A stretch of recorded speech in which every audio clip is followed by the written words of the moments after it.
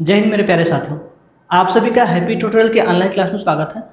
दोस्तों, हम super TET के परिप्रेक्ष्य में बाल मनोविज्ञान पढ़ने वाले हैं और आपके टॉपिक की चर्चा हमने कर रखा था कि बाल मनोविज्ञान से कुल 30 अंक आने वाले हैं, जिसमें से कुल 3 टॉपिकों में डिवाइड किया गया है। पहला तो बाल मनोविज्ञान, दूसरा जीवन कौशल और तीसरा शिक्षण कौशल। इन 3 टॉपिकों से मिला के आपको 30 नंबर आने वाले हैं और तीनों टॉपिकों से मिलकर आपके कितने कितने अंक आने वाले हैं? 10-10 अंक आने वाले हैं। तो आज हम बात करने वाले हैं इंडिविजुअल डिफरेंस की, है ना। व्यक्तिक विभिन्नता बाल मनोविज्ञान के अंतर्गत पहली आपकी टॉपिक है व्यक्तिक विभिन्नता। और इस व्यक्तिक विभिन्नता को हम समझने वाले हैं कि किस प्रकार से हम एक दूसरे से अलग हैं, है ना। हमारी भिन्नताएं कैसे कैसे हैं, इनके बारे में हम चर्चा करने वाले हैं। तो आइए हम व्यक्तिक विभिन्नता के कुछ परिभाषाओं के बारे में पहले चर्चा करते हैं कि आखिर व्यक्तिक विभिन्नता का अर्थ क्या है ना। व्यक्तिक विभिन्नता को हम किस प्रकार से समझते हैं, उन चीज़ों की चर्चा करते हैं।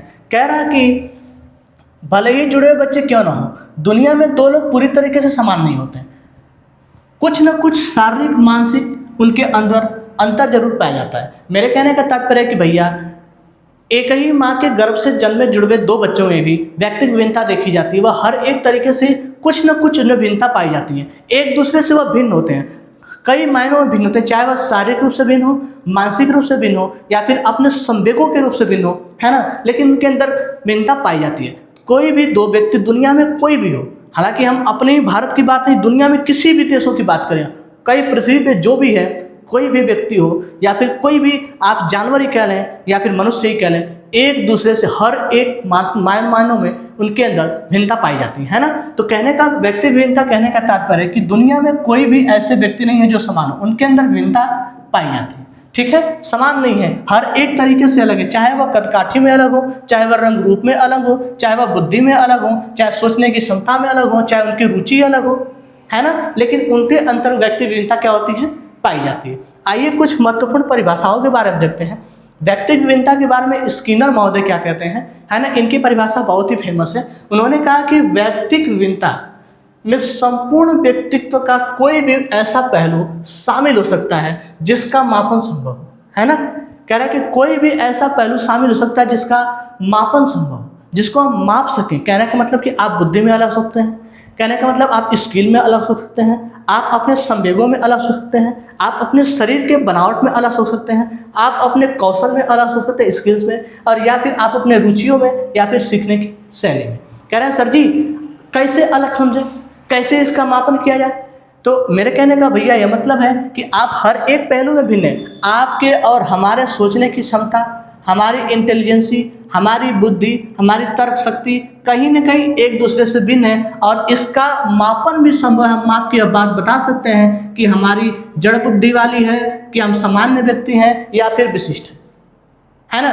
तभी तो हम कहेंगे कि भैया हमारी और आपकी बुद्धि एक दूसरे से अलग है, हमारे और आपकी अंदर व्यक्तिक विभिन्नता है। स्किनर महोदय ने उसी ने कहा कि आप किसी भी पहलू को शामिल कर सकते हैं, लेकिन आप ऐसे पहलू को शामिल करें जिन पहलुओं का मापन संभव हो सके। कहें सर जी आपका व्यक्तित्व कैसा है, यह बात कैसे पता लगाएंगे। कहें सर जी हम तो गाली देने वाले हैं, आप गाली देते ही नहीं हैं, आपका व्यक्तित्व अलग है, आप सहनशील व्यक्ति हैं, हमारे अंदर सहनशीलता ही नहीं है। तो भैया हम इसको भी माप सकते हैं, बता सकते हैं। तो ऐसे पहलुओं को शामिल होने किया जिसका मापन संभव हो सके। फिर कहा सर जी हम एक दूसरे से शारीरिक रूप से अलग है, फिजिकल अलग है। क्या सर जी कैसे अलग है। क्या सर जी हमारे शरीर की बनावट अलग है, हम सर जी कहें कि हाथों से पैरों से लंगड़े हैं, लूले हैं, या फिर आप अच्छे हैं, है ना, आप बढ़िया धावक हैं। तो हम एक दूसरे से अलग हैं और इसका मापन भी कर पा रहे हैं कि आप अलग हैं, है ना। और उसी तरीके से हमारे अंदर कौशल कौन से, हमारी स्किल कौन से, इसका भी पता लगा सकता है। हमारी आप रुचियों के बारे में पता लगा सकते हैं। सर जी इनको तो क्रिकेट बहुत ही अच्छा पसंद है, किसी को वॉलीबॉल पसंद है, किसी को कुछ और गेम्स पसंद है, किसी को पढ़ना पसंद है, किसी को गाना पसंद है, किसी को पढ़ाना पसंद है, किसी को खेलना कूदना पसंद है। तो सबकी अपनी अलग अलग क्या है, रुचियाँ हैं। तो उसमें भी आप व्यक्ति विभिन्नता देख सकते हैं, लेकिन इसका मापन भी कर सकते हैं। ठीक है, उसी प्रकार से कहें सर जी कि सीखने का कौशल कैसे अलग सकता है। कहें सर जी आप तो विशिष्ट ठहरे, हम तो जड़ बुद्धि वाले ठहरे। कोई कहे सर जी हम तो सामान्य बुद्धि वाले ठहरे, हम जल्दी चीज़ों को नहीं सीख पाते हैं। बताई गई कई गई बातें को हमको समझने में टाइम लगता है, सीखने में टाइम लगता है, या फिर हम सीख भी लेते हैं चीज़ों को तो देर तक याद नहीं कर पाते, याद भी हो जाती है तो लोगों को हम बता नहीं पाते कि कैसे समझाएं। तो भैया हम अपने सीखने के कौशल में, समझने के कौशल में, अपने तौर तरीकों में, बताने के तरीकों में, अधगम में और अपनी बुद्धि में भी हम अलग हो सकते हैं। लेकिन इन्होंने ऐसे पहलुओं को शामिल करने के लिए कहा कि जिन पहलुओं का हम मापन करके यह बात बता सकें कि हम एक दूसरे से किस प्रकार से अलग। हालांकि हम एक दूसरे से अलग हैं तो इस बात का पता भी चलना चाहिए कि हम एक दूसरे से कैसे अलग हैं। इस बात को स्किनर महोदय ने बताया। अगली हम दूसरी परिभाषा देखते हैं। दूसरी परिभाषा में जेम्स ड्रेवर ने कहा, दूसरी ये देखिए ये दो तीन परिभाषाएं जो हैं ये बहुत ही महत्वपूर्ण है ना। जेम्स ड्रेवर ने कहा कि एक व्यक्ति अपने समूह के औसत शारीरिक मानसिक गुणों से जो भिन्नताएं रखता है उसे व्यक्ति भिन्नता कहते हैं। क्या है सर जी, कैसे? बात तो समझ में नहीं पड़ी हमारे। क्या सर जी, एक व्यक्ति समूह में औसत शारीरिक मानसिक गुण में भिन्नता रखता है ना, और उसको भी हम व्यक्ति भिन्नता कहते हैं। क्या सर जी, हम तो ग्रुप में रह रहे हैं, हमारे संग ढेर सारे लोग हैं, अरे हमारे सहपाठी ढेर है, कोई पढ़ने में तेज है, कोई लंबा चौड़ा है, कोई मोटा है, कोई पतला है, कोई रंग रूप में अलग है, सबके अंदर भिन्नताएं हैं।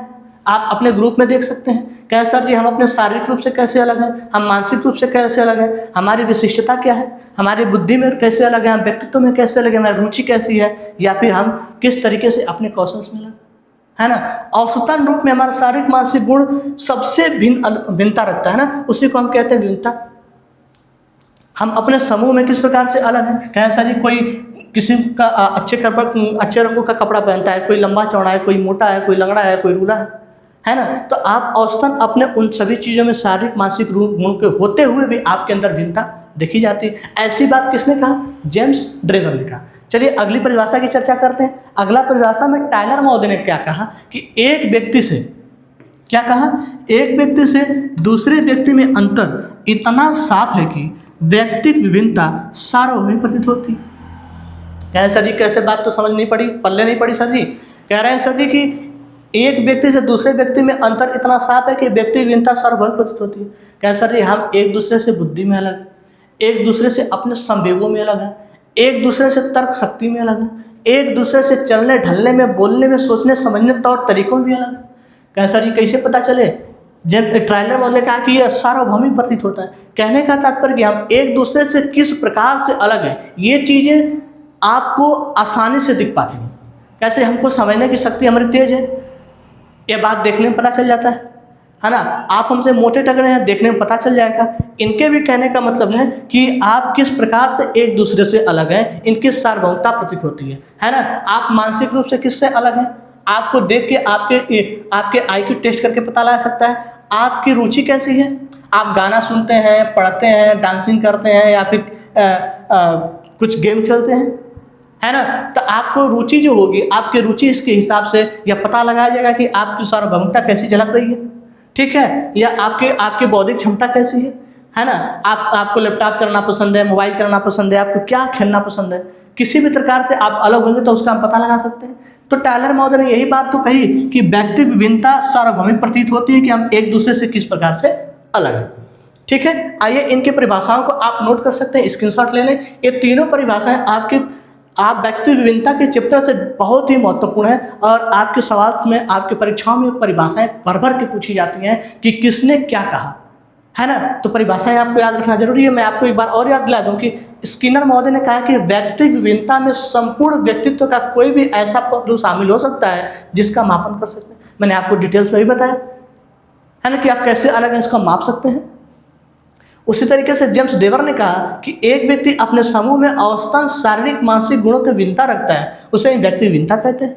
और टायलर महोदय ने कहा कि एक व्यक्ति से दूसरे व्यक्ति में इतना अंतर साफ है कि व्यक्तिक विभिन्नता सार्वभौमिक प्रतीत होती है। कैसी प्रतीत होती है? सार्वभौमिक प्रतीत। कहने का मतलब कि स्पष्ट झलकती है कि आप एक दूसरे से कैसे अलग, ठीक है। आगे बात करते हैं कि व्यक्ति विभिन्नता के प्रकार कौन कौन से हैं। गाल्टन महोदय ने व्यक्ति विभिन्नता के प्रकार को कुल 4 प्रकार से दर्शाया। उन्होंने कहा कि हम शारीरिक रूप से एक दूसरे से भिन्न होते हैं। उन्होंने कहा कि हम मानसिक रूप से भी एक दूसरे से भिन्न पाए जाते हैं। उन्होंने कहा कि हम सार्वभौमिक रूप से, संवेगात्मक रूप से भी एक दूसरे से भिन्न होते हैं। उन्होंने कहा कि हम अपने व्यवहारों के रूप से भी एक दूसरे से भिन्न होते हैं।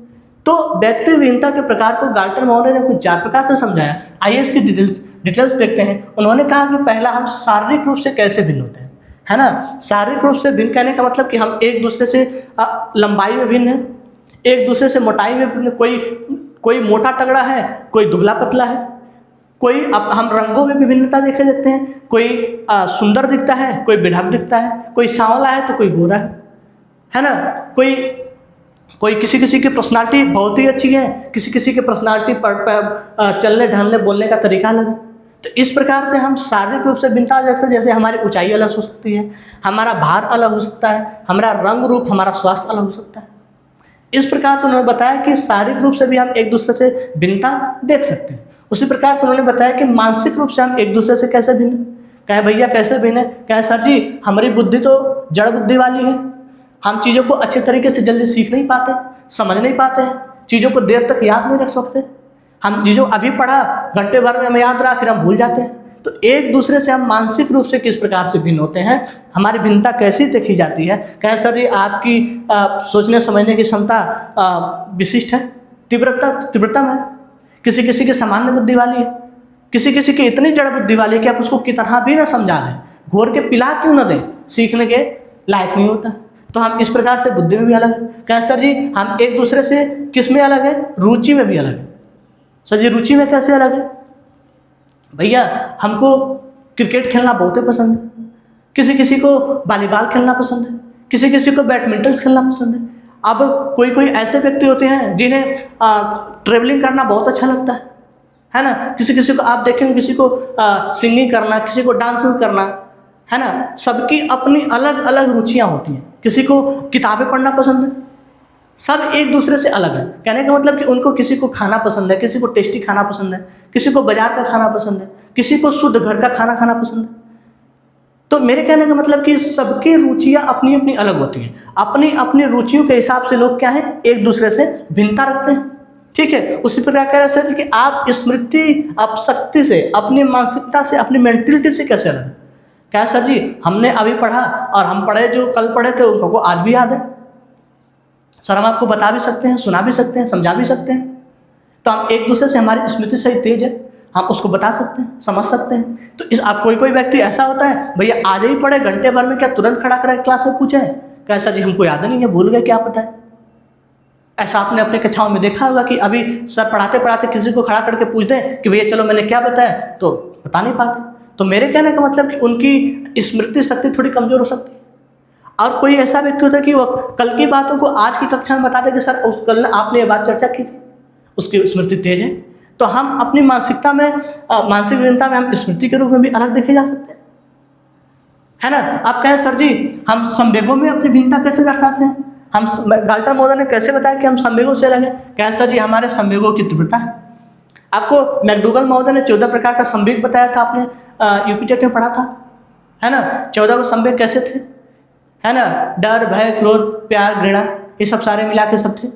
तो उसी तरीके से आप संवेगों में आपकी तीव्रता कैसे है? कहे सर जी किसी किसी में इतनी धैर्यता होती है कि आप उसे मार दें, गाली दे दें, तब भी वो कुछ बोलता नहीं है, चीज़ों को सीखता है, धैर्यता से देखता है ना। तो संवेगों में हम इस प्रकार से अलग होते हैं कि हमें कहाँ पे अपनी गुस्सा दिखाना चाहिए, कहाँ प्यार दर्शाना चाहिए, कहाँ किसी से कितना बोलना चाहिए, उसकी चीज़ों में हम समझते हैं, है ना। तो ये बात है कि हम अपने संवेगों में कैसे अलग है ना। हम कितना प्यार दर्शाते हैं, कितना गुस्सा दर्शाते हैं, अपने गुस्सा को कहाँ दर्शाना चाहिए, किससे क्या कहना चाहिए, कितना तेजी से बोलना चाहिए, क्या समझ के बोलना चाहिए, या फिर हमारे संवेगों में स्थिरता कैसे होती है ना। कैसे जी हम बहुत गुस्सैल हैं, कोई कहे सर जी हमको गुस्सा नहीं आती है ना, ये भी हमारे संवेग है। कोई कहे सर जी हम किसी से डरते भी नहीं है, कहे सर जी हम कभी कितना हुआ अंधेरा में हमको भेज दीजिए, हमको किसी से डर नहीं लगता। ऐसे ही व्यक्ति को आप देखते हैं कि अंधेरा सूरज डाला नहीं कि डरना स्टार्ट कर देते हैं, उन्हें कहीं भेज तो जाना नहीं, जा नहीं पाते। कैसे हमारे संवेगों में स्थिरता कैसे होगी, है ना। अपने संवेगों को हम कैसे समझेंगे? ठीक है, संवेगों को कैसे समझेंगे भैया? तो हम अपने संवेगों में स्थिरता ला सकते हैं। कहें सर जी हम संवेदना को कैसे व्यक्त करेंगे, है ना। मैंने कहा सर जी आपको कोई मांगने वाला दिख जाता है ना, भिखारी आपको दिखा, कहे सर जी भूखा है, आप बैठ के उसके सामने खा रहे हैं, आपसे मांगा भैया हमको कुछ दे दो, आपकी संवेदना थोड़ी अच्छी है ना। आप थोड़ी पिघलो दिल वाले हैं, आपको देख के तरस आ गई, आपने कहा भैया लो 2 बिस्किट आपको ले लो। क्या आपको लगता है कि ऐसे सारे लोग होंगे जिसकी संवेदना इतनी अच्छी होंगी कि आप भूखे और आपको अपने हिस्से में से आपको खाना दे दें? ऐसा आप सबको नहीं देखते होंगे। तो मेरे कहने का मतलब कि आपसे कोई कुछ मांगे, आप उसे दान दे दें, आप उसे दे दें, है ना, आप उसकी कार्यों में सहायता करें, तो ये आपकी संवेदना है। आप आते जाते घूमते फिरते ऐसे भी व्यक्तियों को देखा होगा कि आप सामने कोई किसी से कुछ मांगता है तो झटकार देते हैं, भगा देते हैं कि हम आपको नहीं दे पाएंगे, है ना, ऐसा कहते हुए आपने देखा होगा। तो वे उनकी संवेदना उसके प्रति नहीं है। तो आप अपनी संवेदना को कैसे व्यक्त करते हैं, आपकी सोचने की क्षमता, आपकी संवेदना आपके कैसी है, इस बात से भी आप एक दूसरे से अलग है ना।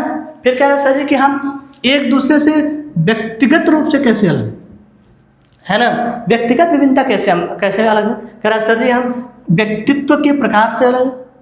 सर जी कैसे अलग है। कहा भैया हमारा व्यक्तित्व आपके व्यक्तित्व से अलग है ना। हमको खूब सूट बूट पहन के खूब अच्छे से रहना पसंद है, और आपको सर लोअर टी शर्ट पसंद है। आप खुलेआम रहना चाहते हैं। सर जी हम आराम से बड़ी बड़ी गाड़ियों में शौक रखते हैं, हम एसी में रहना पसंद करते हैं, सूट बूट रहना पसंद कर सकते हैं, है ना। तो इस प्रकार से हम व्यक्तिगत रूप से भिन्न। क्या सर जी हमको छोटी छोटी मोबाइल नहीं, हमको टैबलेट में पढ़ना पसंद है, हम लैपटॉप से पढ़ना चाहते हैं, हम व्यक्तिगत रूप में भिन्न हैं। हमको सर जी अच्छे अच्छे खाने मार्केट के चाहिए, हम घर के खाना नहीं खाना चाहते हैं, हम व्यक्तिगत रूप से भिन्न, है ना। कह रहे सर जी हम सामाजिक रूप से भिन्न हैं। कैसे भैया। कैसे। ऐसे आपने सामाजिकता वाले व्यक्तियों को देखता हो जो गांव देहात और अपने एरिया में सामाजिकता काम करते हैं, समाज सेवी कहलाते हैं, है ना। क्या हम आप भी समाज का सेवा करते हैं। भैया हमको समय ही नहीं मिलता अपने पढ़ाने से, हम कैसे समाज सेवा करें, है ना। और जो समाज सेवा करता है पूरा दिन रात अपनी समाज सेवा में अपना समय लगाता है भैया, तो हम समाज सेवी रूप से एक दूसरे से अलग है ना। वैसे कह रहा है कि हम आशावादी निराशावादी भी हैं। हम एक दूसरे से अपनी आशाएं भी रखते हैं, अपनी इच्छाएं भी रखते हैं कि हम कैसे एक दूसरे से अपनी इच्छा रखें, है ना। हम एक दूसरे से निराशावादी भी हैं, ठीक है। तो इस प्रकार से व्यक्ति विभिन्नता के प्रकार को गार्टन महोदय ने बताया कुल 4 प्रकार से: शारीरिक विभिन्नता, मानसिक विभिन्नता, संवेगात्मक विभिन्नता और व्यक्ति विभिन्नता के बारे में उन्होंने 4 प्रकार से बताया था। चलिए आगे बढ़ते हैं। अब देखिए आगे बात आती है कि व्यक्ति विभिन्नता को प्रभावित करने वाले कारक कौन कौन से हैं। क्या हमारी भिन्नताओं को कोई प्रभावित कर सकता है। हाँ सर जी बिल्कुल कर सकता है। आपको शिक्षा प्रभावित कर सकती है, आपका अध्ययन प्रभावित कर सकता है, आपको प्रेरणा प्रभावित कर सकती है, आपका स्किल प्रभावित कर सकता है, आपकी रुचि प्रभावित कर सकती है, आपके सोचने की क्षमता प्रभावित कर सकती है ना। आपका नजरिया आपको प्रभावित कर सकता है, आपका वातावरण प्रभावित कर सकता है, आपका वंशानुक्रम प्रभावित कर सकता है। तो एक एक करके देखते हैं कि किस किस प्रकार से व्यक्ति विभिन्नता को इन कारकों को प्रभावित कैसे करते हैं। सबसे पहले हम मुख्य कारक के बारे में देखें, कौन कौन कारक मुख्य है प्रभावित करने वाले, है ना। कुछ गौण कारक भी हैं। तो आप मुख्य कारक को देखते हैं कि मुख्य कारक कौन कौन से हैं। पहला तो मुख्य कारक शिक्षा है। शिक्षा आपकी व्यक्ति विभिन्नता को कैसे प्रभावित करती है। आप भैया समाज में गए, बाजार में गए, आप शिक्षित है नहीं, आप ऐसे परिवेश से आए जहाँ लोग गाली देते हैं, है ना। आप ऐसे परिवेश से आए जहाँ लोग टूट के बोलते हैं, है ना। अब आप कहीं गए भैया और जहाँ सभ्य लोग बैठे हो, सूट फूट बैठ के बैठे हो, अच्छी भाषा बोल रहे हो, है ना, अपने लैंग्वेज का अच्छा प्रयोग कर रहे हो, और वहाँ जाकर सीधा गाली देना स्टार्ट कर, है ना, आप बेडब्बा बोलना स्टार्ट कर। तो इस प्रकार से आपकी शिक्षा भी व्यक्ति विभिन्नता को प्रभावित करती है। या फिर आप ऐसे शिक्षा रखते हैं कि आप कहीं गए किसी ग्रुप में, आप जैसे लोग बोल रहे हैं वैसे ही आप बोले हैं। ऐसा तो आपने देखा होगा कि भाई सभा बैठी हो और कोई जाकर सीधा गाली देना स्टार्ट करे, तो आप कहते हैं कि भैया जितने शिक्षा होगी वैसा ही नहीं व्यवहार करेगा, वैसा ही बोलेगा, है ना। आप ऐसा करते देखा होगा आपने। तो उसी प्रकार से हम कहें कि भैया शिक्षा क्या करती है, प्रभावित करती है ना। आप और हम भी कहते हैं कि भैया जैसा जिसके बुद्धि होगी वैसा ही ऐसा ही बोलेगा, वैसा ही करेगा। तो उस प्रकार से शिक्षा ही प्रभावित करती है। कैसे जी अधिगम कैसे प्रभावित करता है ना। अधिगम सर जी, अब हम कहें सर जी कहीं अंग्रेजी भाषा वाले जहाँ लोग बैठे हों, है ना, खूब अंग्रेजी झाड़ रहे हों, हमको अंग्रेजी आती नहीं, हम उर्दू वाले सर, हमने अधिगम किया उर्दू भाषा का, हमने किया हिंदी भाषा का, और हम अंग्रेजी परिवेश में चले जाए तो भैया यहाँ पे हमारा अधिगम तो था हिंदी और उर्दू का, हम पहुँचे परिवेश में अंग्रेजी वाले में, तो क्या वहाँ पे हमारा अधिगम प्रभावित करेगा कि नहीं करेगा। जाहिर सी बातें करेगा। हम वहाँ अपनी भाषाओं को कह नहीं पाएंगे, न उनकी भाषा को समझ पाएंगे। तो इस प्रकार से परिवेश भी अधिगम में हम क्या सीखे हैं, कैसे परिवेश में जाते हैं, हमारी अधिगम कितना जानते हैं, ये भी हमको प्रभावित करता है। कैसा जी प्रेरणा किस प्रकार से हमको प्रभावित करती है, अधिगम व्यक्तित्व को कैसे प्रभावित करती है। अब सही प्रेरणा की बात करें तो क्या सर जी अभिरुचि, प्रेरणा, मोटिवेशन आपको कैसे प्रभावित करता है। आप किसी कार्य को कर रहे हो, आप कार्य को करते करते निराशा आप में भरी हो, या फिर ऐसे आप परिवेश से आते हो, या फिर आपके मम्मी पापा या फिर डॉक्टर हो, इंजीनियर हो, शिक्षक हो, या फिर ऐसे किसी परिवेश से बढ़िया या फिर व्यापारी हो, तो वे चाहते हैं कि हम जैसे हैं अपने बिटवा को भी वैसा ही प्रेरणा दें, वैसा ही मोटिवेशन दें, वैसे ही शिक्षा दें। डॉक्टर है तो चाहता है कि हम अपने बच्चों को ऐसे शिक्षा दें कि वे भी हमारी तरह डॉक्टर बने। कोई शिक्षक है तो सोचता है कि हम अपने बच्चों को ऐसी प्रेरणा दें, ऐसी मोटिवेशन दें कि वह भी शिक्षक बने। तो इस प्रकार से वे चीज़ें भी प्रोवाइड करती हैं। हमको कोई मोटिवेशन देने वाला नहीं तो हम किसी अलग लाइन में पकड़ लेते हैं, हम मजदूर बन जाते हैं मोटिवेशन नहीं मिलता है तो, क्योंकि भैया हमको किसी ने शिक्षा का मोटिवेशन नहीं दिया, रास्ता किसी ने नहीं दिखाया। तो हम एक दूसरे से तो भिन्न हैं, जैसे आप राह दिखाएंगे वैसा वो चलेंगे। तो इस प्रकार से प्रेरणा भी उसको अलग करती है। और ग्रहण क्षमता कैसे अलग करती है भैया एक दूसरे को? कहें सर जी आपने इतना सब बताया, हम सब पूरा सीख गए, आपने जितना बताया हमको सब याद आ गया। कोई ऐसा भी होगा जो आप उसे पूरा समझा देंगे लेकिन वो समझने के बाद वो समझ नहीं पाएगा, उसके ग्रहण करने की क्षमता थोड़ी अलग होगी, उसके समझने की क्षमता अलग होगी, उसके सोचने की क्षमता अलग होगी, वह चीज़ों को जल्दी से सीख नहीं पाएगा, एब्जॉर्ब नहीं कर पाएगा। तो इस प्रकार से ग्रहण क्षमता भी व्यक्ति विभिन्नता को प्रभावित करती है ना। अगले कारक को देखते हैं। अगला कारक है कि सामाजिक और सांस्कृतिक कारक कैसे एक दूसरे को प्रभावित करते हैं, कैसे व्यक्ति विभिन्नता को सामाजिक और सांस्कृतिक कारक प्रभावित करते हैं। सामाजिक और सांस्कृतिक कारक कैसे प्रभावित करते हैं इसके बारे में देखते हैं। कैसे जी संस्कृति कैसे प्रभावित करती है, संस्कृति कैसे प्रभावित करेगी? कैसे जी आप ऐसे परिवेश से आते हैं जहाँ की संस्कृति है ना बहुत ही धार्मिक हो, वहाँ लोग धर्म को ज़्यादा मानते हो, पूजा पाठ करते हो, पढ़ाई पे कमजोर देते हो। या फिर आप ऐसे परिवेश से आते हैं जहाँ पे लोग धर्म की बात न करके शिक्षा की ज़्यादा बात करते हो, लोग शिक्षित हों, पढ़ने पे ज़्यादा ध्यान देते हो, अपने कार्यों पे ज़्यादा ध्यान देते हो। तो उस प्रकार से संस्कृति भी आपको व्यक्ति भिन्नता को प्रभावित कर सकती है ना। कहें सर जी राष्ट्रीयता कैसे प्रभावित करेगी? कहें सर जी हम कौन से राष्ट्र से आते हैं? कहें सर जी हम तो अंग्रेजी भाषा वाले हैं, कहें सर जी हम तो हिंदी भाषा वाले हैं, कहें सर जी हम तो उर्दू भाषा वाले हैं, या फिर कहें सर जी हम तो ठहरे हिंदू, कहें कोई कहे सर जी हम तो ठहरे जैन, कोई कहे सर जी हम तो ठहरे बौद्धिज्म। तो राष्ट्रीयता भी एक दूसरे को शिक्षा में व्यक्तिगत रूप से प्रभावित करती है कि हमारे समाज में किस प्रकार की बातें चलती हैं, आपके समाज में कैसे चलती हैं, उस प्रकार से राष्ट्रीयता भी आपको प्रभावित करती है। कैसे जी आपको धर्म कैसे प्रभावित करेगा, है ना, आप व्यक्तित्व रूप में कैसे, धर्म के रूप में कैसे अलग हैं। तो आपके धर्म में हो सकता है भाई कोई बौद्ध धर्म का हो, कोई जैन धर्म का हो, है ना, कोई हिंदू धर्म का हो, कोई ईसाई हो, कोई सिख हो। तो सबके अपने अपने धर्म में अपने अपने रीति रिवाज हैं, सबके रहने और समझने की अलग अलग बातें वहाँ हो सकता है कि इनके कुछ ईसाई वाले धर्म में कुछ और की विद्या दी जाती हो, जैन धर्म किसी और चीज़ का ज्ञान दिया जाता हो। तो इस प्रकार से आपको धर्म भी व्यक्तिगत रूप से प्रभावित कर सकता है, आपके रहने की, समझने की क्षमता, या फिर समझाने की, या फिर उसमें परिवेश में अलग चीज़ें हों, उस प्रकार से आपको धर्म भी कर सकता है। कैसा जी भाषा कैसे करें? कोई 4-5 भाषा का जानकार है, अपने इलाकों में घूमता है, क्षेत्रों में बातों का प्रचार करता है। हमको ठहरा सर जी हमको खाली की भाषा आती है हिंदी भाषा, हम कैसे किसी दूसरे भाषा के परिवेश में जाए, है ना। हम सर जी गए किसी ऑफिस में, पता चले कि हमको अंग्रेजी में लेटर लिखने के लिए कह दिया जाए, है ना, एप्लीकेशन का है कि आप अंग्रेजी में लिख के लाओ, हमको हिंदी भाषा आती है। तो हम एक दूसरे से भिन्न हो गए, व्यक्तिगत रूप से भिन्न हो गए। भैया हमको व्यक्तिगत विभिन्नता के कारक प्रभावित करेगा, यह कारक प्रभावित करेगा आपको कि सर जी हमको भाषा तो अंग्रेजी आती ही नहीं है, हम कैसे एप्लीकेशन लिख दें। तो एक दूसरे से भाषा भी व्यक्तिगत कारक को प्रभावित करती है।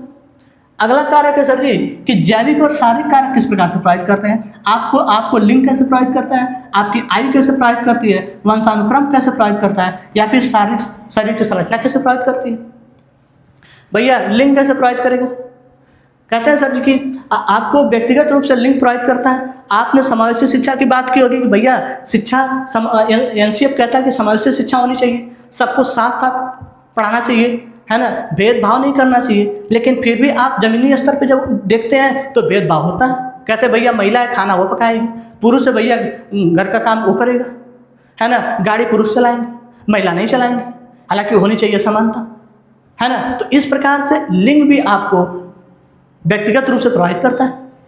ठीक है, आगे कह रहे हैं कि आपकी आयु कैसे प्रभावित करेगी। कहें भैया हम ठहरे कक्षा 5 में पढ़ने वाले, आप पढ़े 7 में ठहरे वाले, और मैं आपके कक्षा 5 वाले विद्यार्थी को 7 का सवाल ला के दूँ, है ना। कहें सर जी कि सबको कक्षा एक ही में बैठा कर पढ़ाया जाए, 1 से लेकर 5 तक कक्षा चल रही है, और कहें सर जी चलो सभी को एक ही क्लास में पढ़ाया जाए, तो ये भी आपको प्रभावित कर सकता है ना, आपकी आयु भी प्रभावित कर सकती है। ठीक, वंशानुक्रम कैसे प्रभावित करेगा? हो सकता है कि आप जन्म से भी किसी न किसी रूप से विकार हो, आप हो सकता है कि आपके अंदर देखने की क्षमता ना हो, सुनने की क्षमता ना हो, है ना, आपका आप जन्म से ही आपके अंदर कोई ना कोई विकार हो, तो आपको इस तरीके से शिक्षा प्रदान करनी होगी, यह भी आपको प्रभावित करेगा, एक दूसरे से अलग कर सकता है। क्या सर जी, शरीर की बनावट कैसे प्रॉब्लम एक दूसरे को व्यक्तिगत रूप से प्रभावित करती है? कैसे जी, कोई ठहरा मोटा तगड़ा व्यक्ति, कोई दुबला पतला ठहरा, कोई रूप रंग में कुछ अलग है ना, किसी किसी की बनावट बेढब्बी है, किसी किसी की बनावट खूब अच्छी है, किसी की पर्सनालिटी डेवलपमेंट और भी बेहतर है। क्या सर जी, हमको घर से चल के 5 किलोमीटर स्कूल जाना है ना, और हमें किसी और चीज़ का साधन नहीं है। अब पतला वाला व्यक्ति साइकिल चलाए, दौड़े दौड़े भागे भाई स्कूल गया, मोटा वाला व्यक्ति साइकिल चला के थके आ रहे स्कूल पहुँचे, और थके आ रहे जब स्कूल पहुँचे तो उसे पढ़ने का मन न करे। इस प्रकार से शरीर की बनावट भी अच्छी होनी चाहिए, सुडौल होनी चाहिए, ताकि आप हर एक काम में फुर्तीला महसूस करें, चीज़ों को अच्छे से कर पाए, है ना। इस प्रकार से शरीर की बनावट भी आपको क्या करता है, प्रभावित करता है। अब क्या सर जी, मनोवैज्ञानिक और व्यक्तिगत कारक किस प्रकार से प्रभावित करते हैं? आपको व्यक्तिगत विभिन्नता में वातावरण कैसे प्रभावित करता है, आपकी नज़रिया कैसे प्रभावित करती है, आपकी आदत, आपका तर्क शक्ति और आपको व्यवसाय कैसे प्रभावित करती है? कहें सर जी, हम ऐसे वातावरण से आते हैं जहाँ लोग किसान हैं, कम पढ़े लिखे हैं, है ना, समाज गाली देता है, मारपीट करता है, और कोई कक्षा में ऐसे भी साथी है जो किसी अच्छे परिवेश से आया हो, वहाँ उसे गाली कभी सुनने को मिली ना हो, है ना, वहाँ लोग व्यापारी हो, अच्छे परिवार से हो, तो वातावरण इस प्रकार से आपको प्रभावित कर सकता है कि आपके आसपास के परिवेश, आपके माता पिता, आपके पास पड़ोस वाले, आपके परिवेश वाले, आपके सगे संबंधी कैसे हैं, आप उनसे कितना सीखते हैं, कैसे सीखते हैं, क्या सीखते हैं, इस बात पे भी आपका महज ध्यान रखना होगा कि आपका वातावरण, आपके आसपास के लोग, आपके परिवेश के लोग, आपके रिश्तेदार, आपके भाई बहन, आपके पड़ोसी आपको प्रभावित करते हैं, है ना। आप जैसे परिवेश से आएंगे, आपका समझ, आपकी शिक्षा, आपकी व्यवस्था वैसे ही होगी। इस प्रकार से आपके व्यक्तिगत कारक वातावरण भी आपको प्रभावित करता है। अब क्या सर जी, आपकी नज़रिया सोचने की कैसी है, आपकी नज़रिया कैसी है? क्या सर जी, आपने पूरा पढ़ाया, हम कहें सर जी हमको मन नहीं लग रहा है, हमारा देखने का सोचने का तरीका ही अलग है ना। कोई व्यक्ति आया क्या, सही नहीं है, बहुत ही बढ़िया पढ़ा गया, हमको चीज़ें समझ में आ गई, सारी चीज़ें समझ में आ रही है। तो मेरे कहने का मतलब कि आप सोचते कैसा है, किसी चीज़ को निगेटिव सोचते हैं या फिर पॉजिटिव सोचते हैं? आप जिस चीज़ को जैसा सोचेंगे, जैसा उसे बनाएंगे, अपने नज़रिए में जैसे उसको डालेंगे, वह आपको वैसे ही नजर आएगी। तो इस प्रकार से आपके नज़रिया भी आपको व्यक्तिगत कारक को प्रभावित करता है ना। आपकी आदत क्या है? क्या है सर जी, हमको सुबह 8 बजे सो के उठने की आदत। कितने बजे सो के उठते हैं सर जी? हम सुबह 8 बजे सो के उठते हैं। आपका सर जी, हमारा साथी सुबह 4 बजे सो के उठता है। तो बताओ कि इन आदतों में क्या फ़र्क है? सुबह 4 बजे उठने वाला व्यक्ति और 8 बजे उठने वाला क्या एक ही जैसा हो सकता है? बिल्कुल नहीं। 4 बजे उठने वाला व्यक्ति सुबह उठा, नहाया धोला, अपना नित्य क्रम किया और पढ़ने में लग गया। अब 8 बजे उठने वाला व्यक्ति नहाने धोले में उसको दोपहर हो गई, 12 बज गए। हालांकि मिलते सबको 24 घंटे हैं, और उन 24 घंटों में कोई अच्छा कर जाता है और किसी को समय नहीं मिलता कि वह पढ़े कि अपना काम करे। तो इस तरीके से हम आदत में भी अलग हैं। अपनी आदत को, अपने व्यवहार को जिस प्रकार से ढालेंगे और जैसे हम काम करेंगे, वैसे ही हम अपनी दिनचर्या को बना सकते हैं, उतना ही अपनी समझ को बढ़ा सकते हैं, है कि नहीं? तो हमारी आदत को भी प्रभावित करता है। कर हमारी सारी तर्क शक्ति कैसी है? तो भैया, हम चीज़ों को चाहे जैसे भी देखें, उस पर सोचने, उस पर तर्क करने, उन चीज़ों को अच्छे से खंगालने, जितना खंगाल सकते हैं खंगाल। आपने कोई टॉपिक देखा, उस पर खूब गहन अध्ययन किया, खूब सोच किया, अमूर्त चिंतन किया, है ना। तर्क शक्ति को अपने बढ़ावा दिया कि आखिर यह चीज़ होती कैसे, चलती कैसे, है ना। कोई होता है कि भैया गणित का फार्मूला अपने से दूसरा बना लेता है ना। कोई अपने तरीकों को समझने के लिए, याद करने के लिए छोटे छोटे ट्रिक्स बना लेते हैं। तो अपने तर्क शक्ति के हिसाब से आप अपने व्यवसाय को, अपने तरीके को, अपनी शिक्षा को, अपनी आदतों को बदल सकते हैं। तो हम जैसा तर्क लगाएंगे वैसा हमारा व्यवहार बदलेगा। उसी तरीके से भैया, हमारा व्यवसाय क्या है? क्या है भैया, हम तो ठहरे किसान आदमी, आप ठहरे व्यापारी आदमी, आप ठहरे सर जी अध्यापक, हम ठहरे सर जी मजदूर। तो कैसे बात बनेगी? आप एक दूसरे से अलग होंगे। आपके अध्यापक हैं, आपके बोलने का तरीका, आपके समझने का तरीका, समझाने का तरीका, कहने का तरीका, चलने डलने बोलने बैठने का तरीका आपका अलग हो सकता है। हम ठहरे सही मजदूर आदमी, हम गाली देते हैं, हमारे बोलने का तरीका अलग है। हम भोजपुरी बोलते हैं सर, आप हिंदी बोलते हैं, खड़ी बोलते हैं। तो एक दूसरे से हम ऐसे अपने व्यवसाय में भी अलग सोचते हैं, हम अपनी क्षमताओं में भी अलग सोचते हैं, भैया हमें कितनी क्षमता है, हमको किसी चीज़ को समझने की क्षमता कितनी है, हमारे अंदर धैर्य कितना है, हम कितना देर तक आपको बर्दाश्त कर सकते हैं। आप हो सके कि आप हमको गाली पे गाली बकते जाएं और हम पूरा दिन आपको बर्दाश्त करें, आपको कुछ न कहें। कोई ऐसा व्यक्ति कि आप एक गाली दें, आपको फाइट चलाना स्टार्ट कर दे, मारना स्टार्ट कर दे। तो हमारी क्षमता भी हमको एक दूसरे से अलग बनाती है ना। मेरे कहने का तात्पर्य हर एक व्यक्ति किसी न किसी मायने में एक दूसरे से अलग है, इसी को हम व्यक्ति विभिन्नता कहते हैं। हमने आपको शुरू में ही चर्चा किया कि एक ही माँ के पेट से जन्मे दो जुड़े बच्चे भी में विभिन्नता देखी जाती है। वह एक ही साथ पलते बढ़ते हैं, माँ के गर्भ में एक ही साथ थे, है ना, एक साथ पैदा हुआ, एक साथ अपना दिनचर्या अपना जीवन काटा, एक ही साथ पले बड़े, एक ही माँ बाप ने उन्हें पाला, लेकिन फिर भी उनके अंतर्गत समानता नहीं देखी जाती, किसी न किसी प्रकार से भिन्नता पाते हैं। तो इतने जो आपने कारक देखा कि आपको व्यक्ति विभिन्नता में कैसे इन कारकों का प्रभाव पड़ता है। ठीक है, ढेरों सारे कारक हैं और भी अपने समाज में बहुत सारे कारकों के बारे में देख सकते हैं। चलिए थोड़ी आगे बढ़ते हैं। अब आगे हम देखते हैं कि व्यक्ति विभिन्नता का शिक्षा में प्रयोग क्या है, इसको हम किस प्रकार से प्रयोग कर सकते हैं शिक्षा में, है ना, कैसे हम अलग कर सकते हैं। कह रहा सर जी मूल्यांकन में विविधता होनी चाहिए। क्या सर जी कैसे मूल्यांकन में विविधता की बात कर रहे हैं आप? समाज से शिक्षा तो कहता है कि सबको एक साथ लेके चलो, है ना, सबको एक दृष्टिकोण से देखो, लेकिन सर जी इसमें मूल्यांकन में विविधता कैसे होगी, है ना। तो क्या सर जी मूल्यांकन में विविधता का मतलब कि जो व्यक्ति जिसकी क्षमता जिस हिसाब से है उस हिसाब से उसे आप विविधता में बांट सकते हैं, उसका मूल्यांकन कर सकते हैं। क्या सर जी कोई विशिष्ट बालक वाला है और उसी के साथ कोई जड़ बुद्धि वाला बैठा है, आप विशिष्ट बालक के हिसाब से आप सवाल उसे दे दें हल करने के लिए, उसको टेस्ट पेपर समझा दें, पता चले कि जड़ बुद्धि वाले को कुछ समझे नहीं आ रहा, वो उसे हल ही नहीं कर पाया, बेचारा फेल पे फेल होता जाए, सामान्य बुद्धि वाला हल कर ले। तो आप विविधता कहने का मतलब कि मूल्यांकन में इस प्रकार की विविधता रखेंगे कि सामान्य व्यक्ति को अलग, विशिष्ट व्यक्ति को अलग, जड़ बुद्धि वाले को अलग मान के ऐसे मानक, पता नहीं ऐसा ना हो कि आप सामान्य बुद्धि विशिष्ट बुद्धि जड़ बुद्धि वाले को साथ अध्ययन कराएं, ऐसा पेपर दे दें कि विशिष्ट बुद्धि वाला बोरियत महसूस करे, ऐसा भी नहीं कर सकते। हमको भैया समानता दर्शानी है और समानता दर्शाने के साथ साथ हमको मूल्यांकन में विविधता भी रखनी है। तो हम विविधता रखेंगे कैसे? तो आप ऐसे क्वेश्चन पेपर का बनाएं ताकि आप नहीं सबके लिए अलग अलग दृष्टिकोण से बांट के रखें, है ना। इस प्रकार से हम अपने शिक्षा में इसका प्रयोग कर सकते हैं व्यक्ति विभिन्नता का। कहें सर जी व्यक्ति विभिन्नता तो सब में है, हमारे शरीर पढ़ने की थोड़ी क्षमता अलग है, हम समाज थोड़ी जल्दी से पाते हैं, हम जड़ बुद्धि वाले हैं, हम थोड़ी कम सस्ता क्वेश्चन हल करेंगे। तो उसके लिए थोड़ा एक पेपर का अलग पेपर बनाओ, थोड़े उसके लेवल के हिसाब से बनाओ। तो हम इस प्रकार से अगर भिन्नताओं को शिक्षा में अगर प्रयोग करेंगे तो हम कक्षा को अच्छे से संचालित कर सकते हैं, है ना। ठीक है, हालांकि मूल्यांकन का तरीका होता है सतत एवं व्यापक मूल्यांकन हम देखते हैं, है ना। विभिन्न परीक्षण करवा सकते हैं, छात्रों के अनुसार परीक्षा का माध्यम होता है, ये बात तो आप जानते हैं, और परीक्षाओं में लचीलापन होना चाहिए। तो इस प्रकार से हम मूल्यांकन की विविधता भी रख सकते हैं, व्यक्ति विभिन्नता में हमारे काम आए। ठीक है, आय कह कि कक्षा की सीमित संख्या, आप छात्र शिक्षक अनुपात आप देखते हैं कि एक संबंध 30 का होता है, अगर ज़्यादा है तो एक संबंध 40 कर सकते हैं, उससे ज़्यादा आप करेंगे नहीं, लेकिन माने एक संबंध 30 का होता है।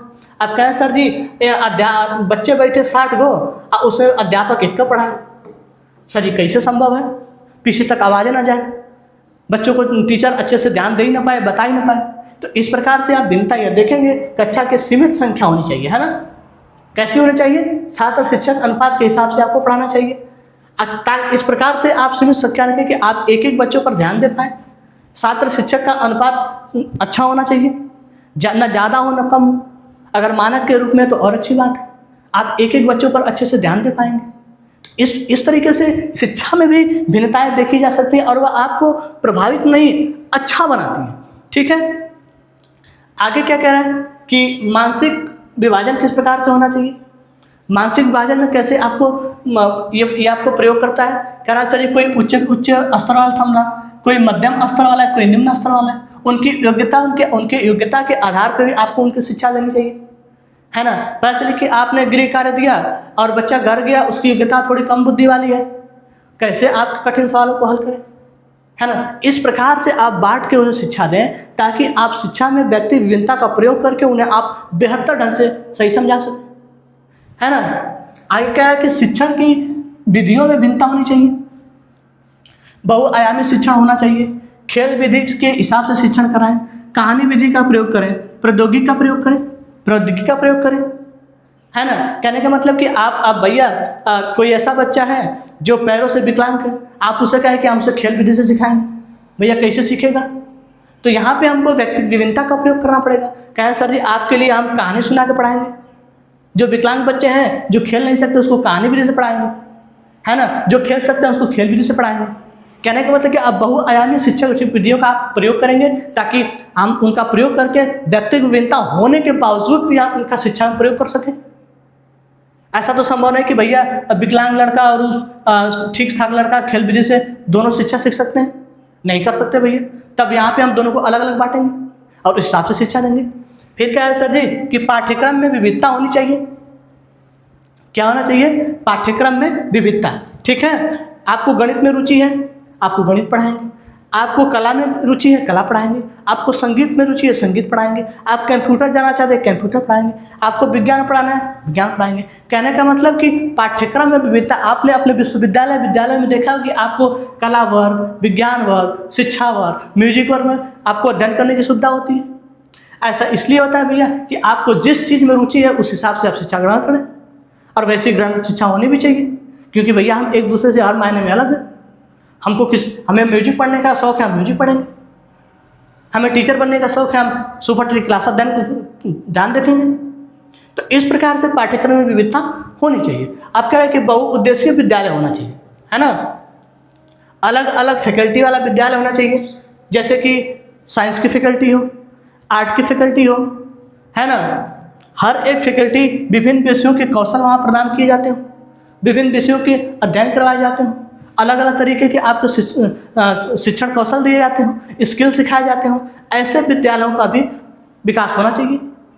आज कह रहा है कि गृह कार्य किस हिसाब से देना चाहिए, है ना। बच्चों के मानसिक क्षमता योग्यता के हिसाब से हमें गृह कार्य प्रदान करना होगा, तभी हम अच्छों के बच्चों से देख सकते हैं। उनकी विविधता, उनकी चुनौतियों के हिसाब से, छात्र की योग्यता के हिसाब से गृह कार्य देना चाहिए। और हमें तुलनात्मक अध्ययन नहीं करना चाहिए।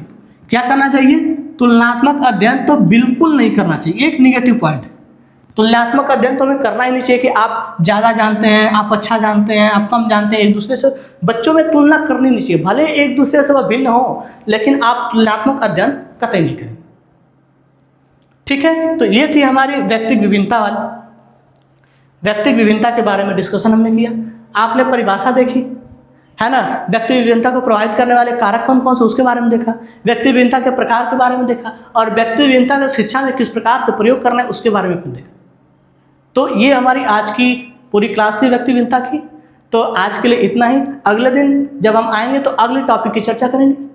उम्मीद है कि आपको ये क्लास अच्छी लगी होगी। अगर आपको इस क्लास में साउंड क्वालिटी या फिर क्लियरिटी जैसी कोई समस्या हो तो आप कमेंट बॉक्स में हमें ज़रूर अवगत कराइएगा कि सर जी आपकी क्लास में आवाज़ अच्छी नहीं आई, या फिर अच्छा हमें दिख नहीं रहा था। ठीक है, अगर आपको वीडियो अच्छी लगती है, हमारी भाषा अच्छी लगती है, तो आप वीडियो को शेयर जरूर करेंगे, और अगर चैनल पर नए हो तो चैनल को सब्सक्राइब भी कर लेंगे। ठीक है, तो आज के लिए इतना ही। धन्यवाद, मिलेंगे अगली कक्षा में।